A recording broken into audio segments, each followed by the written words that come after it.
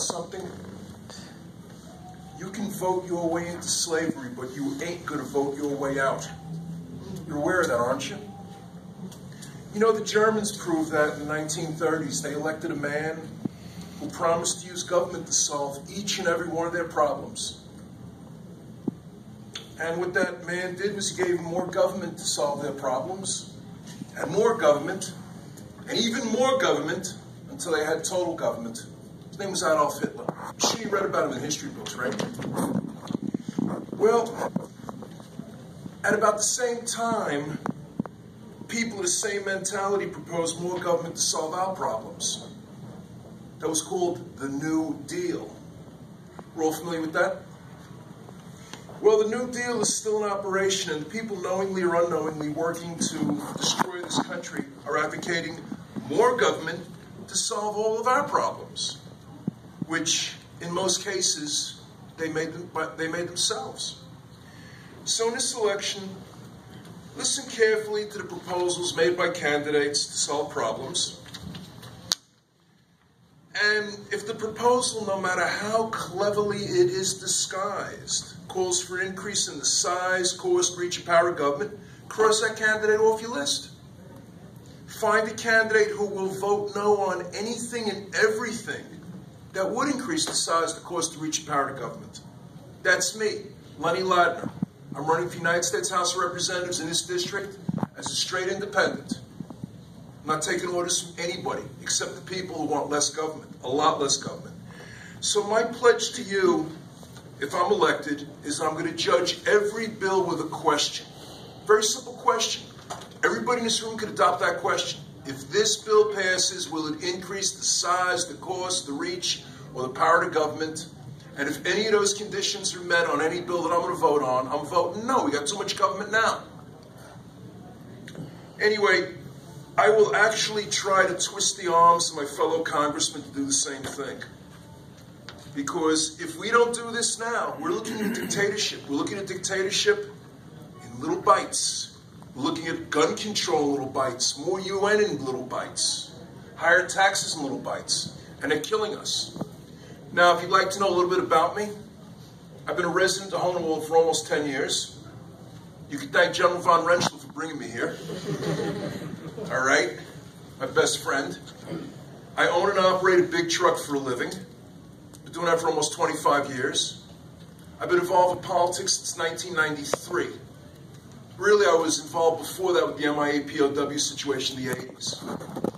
But you got people, they call themselves liberals. And then you got people who call themselves conservatives. And the only difference is the liberal wants to give us a big increase in government to solve a problem, like a $10 billion increase in EPA. And the so-called conservatives want to give us small increases in government, like a $10 billion increase in EPA over 20 years. An increase is an increase. We got too much government, ladies and gentlemen. Way too much government. I'm ready to answer questions, Dave. Okay, so obviously the dog thing is a local issue. You're not going to, you don't want to get involved at the federal level. You know, it's really funny. Somebody left a couple of beautiful Rottweilers at my house last summer. And from what I understand, they're doing rather well in Missouri. Okay. Beautiful dogs. I mean, if I had a fenced yard, they would be sitting in my house. Okay. Chasing the cats, of course. And then the broadband, do you feel that there's a role that the federal government should be in? I think the government needs to get out of it, period. Okay. Biblical moral law. This country was founded on morality. This country was founded on a just, moral populace being governed by something called the Bill of Rights. Yes. Okay? So, the question then, at the state level, we have a constitutional crisis, but what should have been the response? I'm changing this a little bit since this is a federal position. What should have been the federal response by the legislators when the Supreme Court rendered that opinion?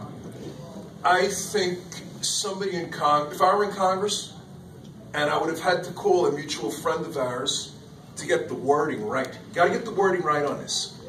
But I would have put an amendment up to take away the Supreme Court's appellate jurisdiction in any, and it's got to be done this way, in any and all matters concerning marriage. You have to tie their hands. Okay? A couple of years ago when I was running, I sent out a letter to every gun store and gunsmith in the 7th District, and they didn't get it.